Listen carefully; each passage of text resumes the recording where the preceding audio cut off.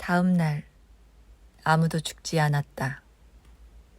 삶의 규칙과 절대적인 모순을 이루는 이 사실은 사람들의 마음속에 엄청난, 그리고 이런 상황이라면 충분히 이해해 줄 만한 불안을 일으켰다.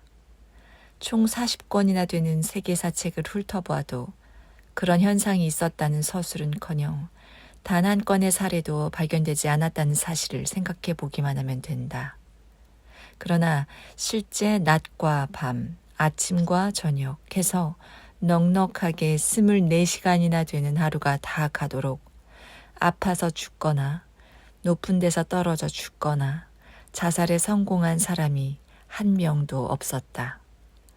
명절이면 흥청망청한 분위기에 마음도 해이해지고 술도 거나하게 취해 누가 먼저 죽음에 이르는지 내기라도 하듯 도로에서 서로 먼저 자리를 차지하려고 싸우다 일어나는 자동차 사고에서도 사망자는 나오지 않았다.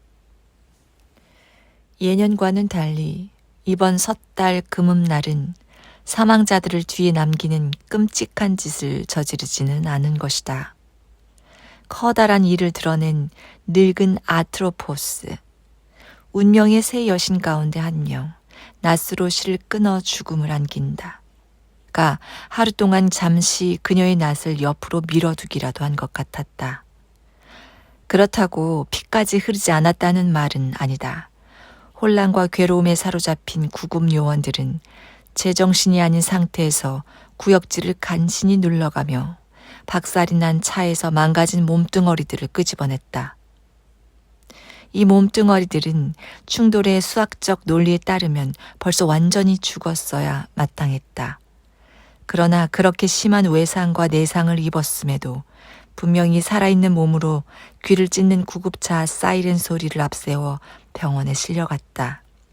이 사람들 가운데 단 한 명도 수송 도중 죽지 않았으며 가장 비관적인 의학적 예후들이 모두 틀렸음을 보여주었다. 이 가엾은 사람은 어쩔 수가 없군. 수술할 필요도 없어. 완전 시간 낭비야. 의사는 마스크를 매만져주는 간호사에게 말했다. 실제 하루 전만 하더라도 이 환자에게는 구원의 가능성이 없었을 것이다. 그러나 이제 한 가지는 분명했다.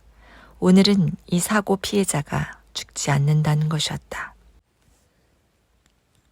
그리고 지금 여기서 벌어지고 있는 일은 전국 각지에서도 벌어지고 있었다. 지난해의 마지막 날, 자정 정각까지만 해도 규칙에 완전히 순응하여 죽는 사람들이 있었다. 여기서 규칙이란 우선 문제의 핵심, 즉 생명의 종결과 관련된 규칙, 그 다음에는 이 생명이 오만하게든 경건하게든 운명의 순간을 넘어서는 다양한 방식과 관련된 규칙을 말한다. 한 가지 매우 흥미있는, 관련된 인물 때문에 흥미있는 사례는 아주 늙고 덕망 있는 모후였다. 12월 31일 자정을 1분 남겨놓고 모후는 생명이 위독했다. 아무리 순진한 사람이라도 이 왕실 여인의 생명에 타고 남은 성냥개비라도 하나 걸지 않을 것이 분명했다.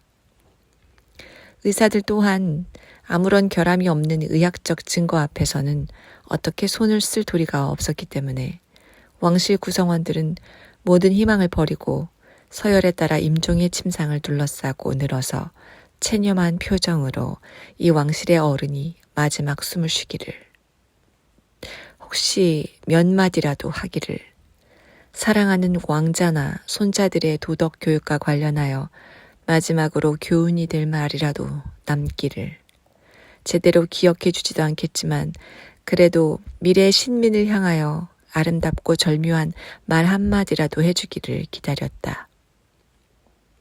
그러나 시간이 멈추기라도 한 것처럼 아무 일도 일어나지 않았다. 모우의 상태는 나아지지도 않았고 그렇다고 악화되지도 않았다. 마치 미결정 상태에 머무르는 것 같았다. 약하디 약한 몸은 생명의 마지막 가장자리에 다가간 채로 당장이라도 그 너머로 기울 것 같았지만 그럼에도 아직은 가느다란 실에 의해 이승이 묶여 있었다. 죽음. 그래, 죽음일 수밖에 없었다.